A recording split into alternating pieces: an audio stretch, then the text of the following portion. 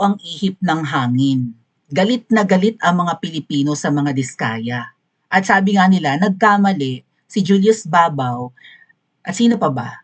Karen Davila sa pag-interview sa Diskaya couple. Kasi doon nagkandadulas-dulas sila, inamin nila na yumaman sila simula nung sila ay nag-DPWH or nakipag-tie up or tumanggap ng contracts sa gobyerno, Department of Public Works and Highways. Bigla ang kanilang pagyaman. Kasi kung mga private contract, halimbawa magtatayo lang sila ng bahay ng isang mayaman, maliit lang daw ang kinikita. Pero nung nag-DPWH, bigla silang yumaman, bumaha talaga ang grasya. Kita nyo naman, halos 4 na po yung kanilang luxury cars, yung isang Rolls Royce binili dahil lang na-appreciate yung payong, natuwa lang sa payong. At kung ano-ano pang mga mamahalin, di ba yung kanilang mga Chinese arts, mga wall arts, or kung ano man yan na parang multi-million ang halaga, di ba? Tumiba-tiba talaga ng bonggang-bongga ang Diskaya noong tumanggap na ng kontrata sa gobyerno. So, ang pinalalabas ngayon ng Administrasyong Ngiwi na inutakan sila ng mga Diskaya. Kasi ang mga pinaggagawang kontrata, even yung pinatayo ni Ma'am Shi na building for ni Liza Tanas para sa Philippine Film Heritage Kuning-Kuning. 'Di ba? Siguro doon ilalagay yung archive ng mga pelikulang Pilipino, yung mga luma, no? Mga plaque, mga kung ano-ano man na patungkol sa mga pelikula noon or sa pelikulang ginagawa na may tatak Pilipino, naka-i-display siguro. Mga substandards, tumutulo ang kisame, may mga crack ang dingding. Siguro ang tiles, 'di ba? Kasi ganyan 'yan eh. Kung ang 'di ba ang mga engineer ba and architect at kung sino man yung gagawa ng bahay mo eh bulok ang paggagawa, mamaya yung mga tiles umaangat, right? Pag tungtong mo, mababasag yung tiles, hindi nakadikit ng maayos, hindi makinis ang finishing ng dingding, ganun. And yun nga po, may mga leak na yung kisame, kung ano pa man, substandard sa madaling sabi. Kasi yung iba po, na tinanggap ng Diskaya family na kontrata, hindi lang marurupok or substandard ang gawa, lalo sa flood control projects, kundi minsan ghost talaga. Pag pinuntahan mo yung location or yung site, wala talagang proyekto. Although tumanggap na yung mga Diskaya ng pera. Ang daing nagalit sa pamilyang Diskaya dahil dyan. No, sinugod na nga yung kanilang compound, pinagbababato yung kanilang construction firm ng putik, at sa tingin ko mga makakaliwa lang yung iltusan for optics, ano. So, ang question nga, Diskaya lang ba ang involved sa pagnanakaw? At binanggit ko yan sa nakaraang kong live mga kababayan na sabwatan ito. Sabi nga, papakinggan natin mamaya yung statement ni Sara Diskaya na kaya nila ito nagagawa. Okay? Sandali lang po ha. Kaya ito nangyayari na ang budget ng mga ang budget para sa flood control, ang pera ng mga Pilipino ay napunta na lang sa nakaw at pati sila nakinabang sa 'di ba sa panlalamang sa mga Pilipino at pagwaldas ng pera natin ay dahil may mga kakuntsaba silang mga politiko. Mamaya natin puntahan yung patungkol kay Vico kasi maliit nga raw ang nota. Sa second discussion, unahin muna natin ang pamilyang Diskaya na after magalit ng mga Pilipino dahil nga doon sa 'di ba sa in-interview sila ni Julius Babaw at sabi nga ni Vico tumanggap ng 10 million para lang yung mga reporter. Ay sino ba ang mga reporter na nag-interview or taga-media na nag-interview sa mag-asawang Diskaya? Kay Curly, ang pangalan ng lalaki Curly, Tara. May kamukha yan si Curly. Double agent yung kamukha niya. Nagalit na galit sa akin at balak akong kasuhan. Nagkasuhan yata sila ni Sis Yumi. Shout out Sis Yumi, shout out Team Alindog.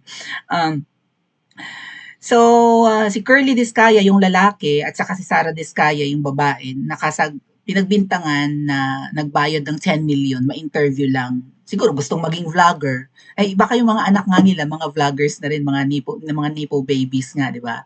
So I don't know kung anong balak nila, baka gusto nila mag-venture sa vlogging. Hindi pa yata sapat na tumiba-tiba. Gusto yatang maging Small Loud si Small Loud kasi lakas ng kita niyan sa vlogging. kwela-kwela lang, oh. Flaunt-flaunt lang ng kayamanan. Eh, kaya rin namang tapatan ng diskaya yung yaman ni Small Loud, eh. Siguro gustong mag-vlog, na-interview ni na Julius Babaw, mga umahon ba. Yan po ang pangit, eh. Umahon itong mga ibang negosyante sa Pilipinas na may mga mangkebetnes, umaahon din at hayahay ang buhay at nagsisipagyamanan ang mga kurakot na mga buhaya, lalo yung mga kongresista. Pero ang mga ordinaryong Pilipino, hindi umaangat ang kabuhayan, lalong naghihirap. Kasi nga po hindi balanse, hindi sabay-sabay na umaasenso. May umaangat, may bumababa. Okay? Kasi nakakapanlamang nga sa kapwa.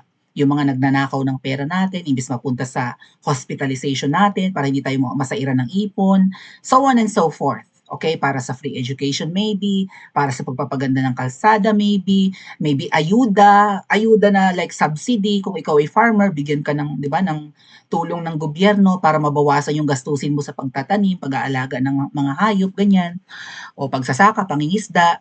Wala, napupunta sa bulsa ng mga magnanakaw. So ang daming nagalit sa pamilya Diskaya, pero kahapon sa nangyaring hearing, although hindi natin nagustuhan ang nangyari dahil imbes na ang makudata ay si Tambaluslos sa lower house, sila yung involved sa nakawan, 'di ba, sa pera ng flood control projects. Yung mga buhaya, mga kongresista yan, at kampo ni Tambaluslos, si Saldi mo, nakakaladkad ang pangalan din. Na, 'di ba, sabi ni na Sara Diskaya kahapon ng mag-asawa, yung mga kausap nilang politiko at mga engineers may cut na ilang porsyento like 25, 30. Si Tambaluslos at saka si Saldi mo. Oy, mag-ingat po kayo sa pagbatikos kay Saldi mo, ha. Willing daw yang gumurkur. Mag-ingat kayo. Lalo na sa ibang vloggers. Wag, delikado. Oh, willing daw magpagurgur ang mga yan. So, I have been told na willing silang magpagurgur. Siyempre, sumingaw ang baho eh. Itong mga Diskaya ang... Kasi, siguro nga, kaya rin siguro pinabash ng husto or pinakuyog ang Diskaya kasi makakaladkad ang pangalan ni Tambaluslos at ni Zaldimo at baka makaladkad rin ang pangalan ni Nangiwi at ng babaeng ahas pagdating sa kuntsabahan. Imposibleng nagagawa to ng mga Diskaya kasi na kurakutin at hindi gawing maayos ang kanilang trabaho. Yun ang sinasabi ko sa inyo, di ba? Kung ang budget halimbawa sa ipapagawa na say pang semento sa gilid ng halimbawa ilog para hindi magkanda tipak-tipak yung lupa, no? Ang budget halimbawa 1 billion, hindi ibibigay yan lahat sa Diskaya. May commission dyan yung mga engineer, may commission dyan di umano ang taga DPWH, may commission ang taga bangko, di ba binulgar ko na yung kahapon, the other day? Yung bangko na kung saan magdideposito ka ng pera doon at magwi-withdraw. Kasi, ano to, matter of, datong eh. Kasabwat din ang mga bangko sa Pilipinas. Sino pa? Taga-COA. O biro nyo yun? Commission on Audit, kasabwat. Kasabwat din daw si Tambaluslos at saka si Saldi mo. So, yung 1 billion, hindi siguro to nakukuha ng buo ng mga Diskaya. Sa tingin ko, ang nakukuha dito nila, 40% lang.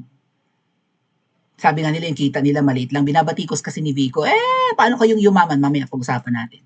Paano kayong yumaman kung konti lang ang kinikita nyo? Still, kung ang 40% ng 1 billion ay yun ang nakukuha ng mga Diskaya, at sa dahil nga may kaltas si congressman, may kaltas si mayor, may kaltas si DPWH, may kaltas yung mga engineer, 'di ba? Magbabayad pa sa may kickback pa si Zaldimo at saka si Tamba. So baka lahat yun 60%, 40 lang ang sa mga Diskaya. So sabi nga ni Sara Diskaya, mas malaki pa nga ang nakukuha nyo. At dahil lugi, anomalya talaga. Syempre, ikaw yung magpapagod, tao mo yung maggagawa ng flood control projects. Anong gagawin mo? Ay, ang laki ng pomi nila, akin liit pa. Wag ko nang gawin. Ba't ko ba gagawin? Kung gawin ko man, bahala kayo dyan. Hindi pa naman umuulan, kahit nakulang ang bakal yan. Kahit na mas marami ang buhangin, dead na. Kahit kapiranggot lang ipagawa, at least may pinagawa. Yung mga pinagawa nga ng Diskaya sa San Pedro, Laguna, na parang may dredging thingy or whatever, sa gilid ng Taal Lake, Taal Lake, ng Laguna Lake, Laguna de Bay. Iniwanan na doon yung mga equipments, hindi tinapos. Kasi nga siguro tinatamad dahil bayad na, nagkabayaran na, tapos maliit pa ang bayan. Kaya ang daming nagalit sa mga Diskaya. But, plot twist, kahapon na-appreciate ng mga Pilipino ang mga expose at may mga pinangalanan po talaga sila napakarami no, na involved sa hatian, kotongan, at anomalya, nakawan, kurakutan, pandarambong. Alright? Corruption.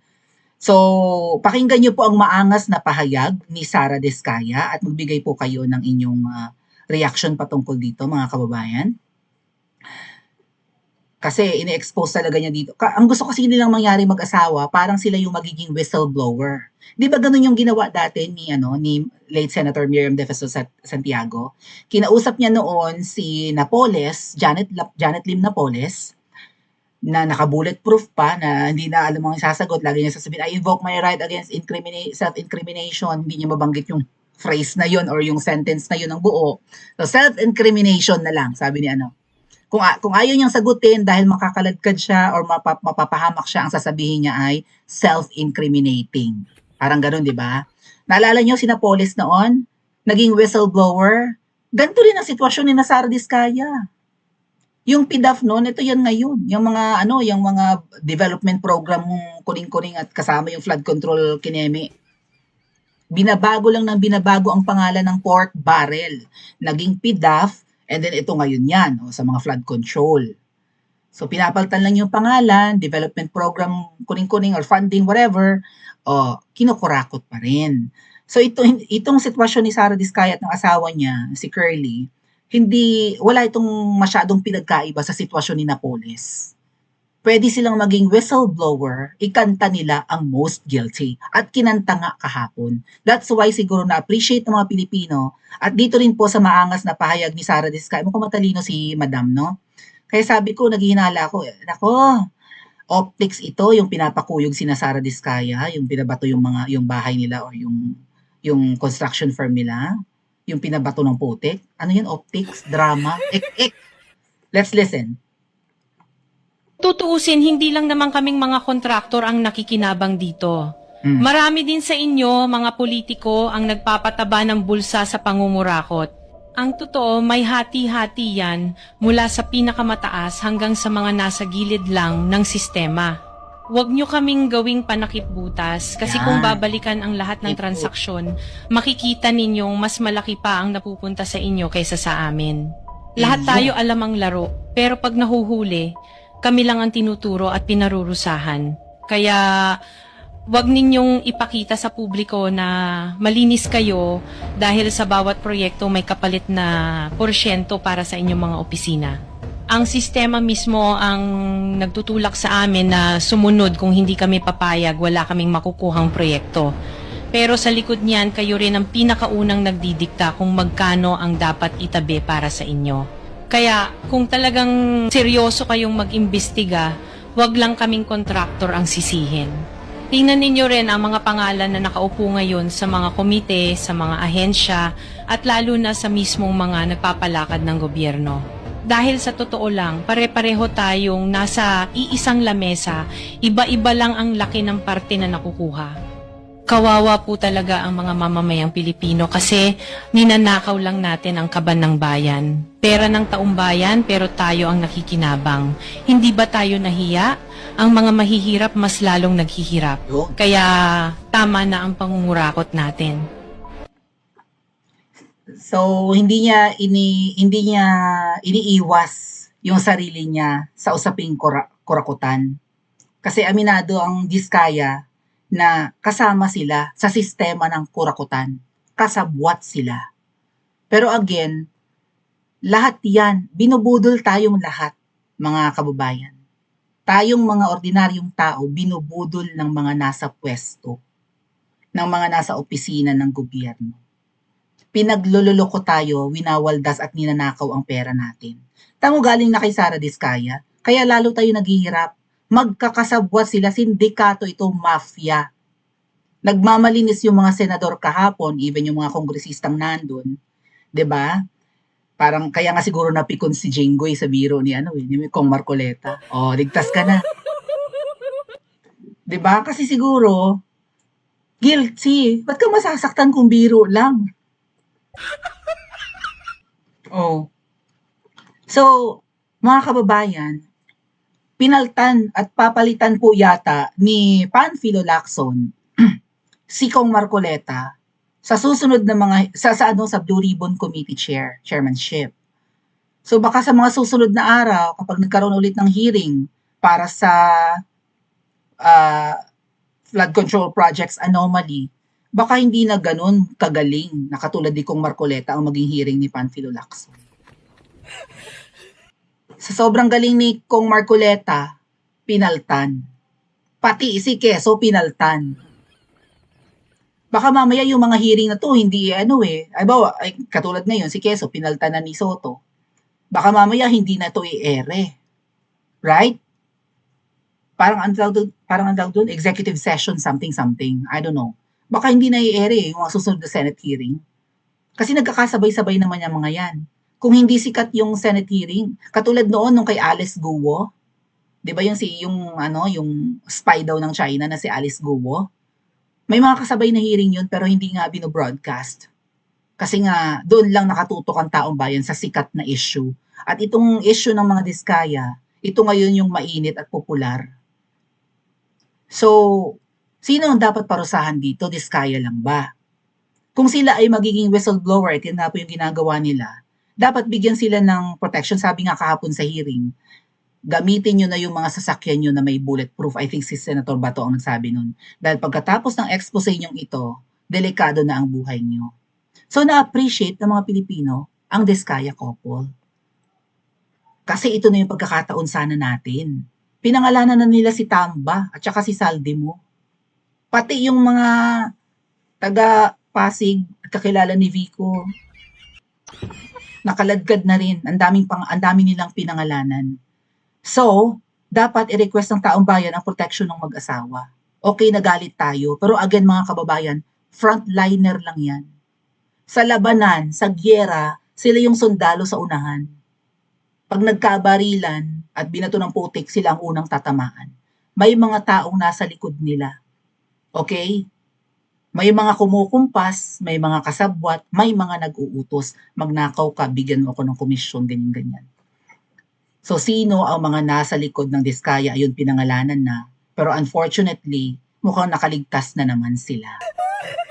Ano ang dapat gawin ng taong bayan para matapos ang nakawan? At sino ang dapat parusahan? Pa-comment nga po sa comment section at mag-like and subscribe din po kayo.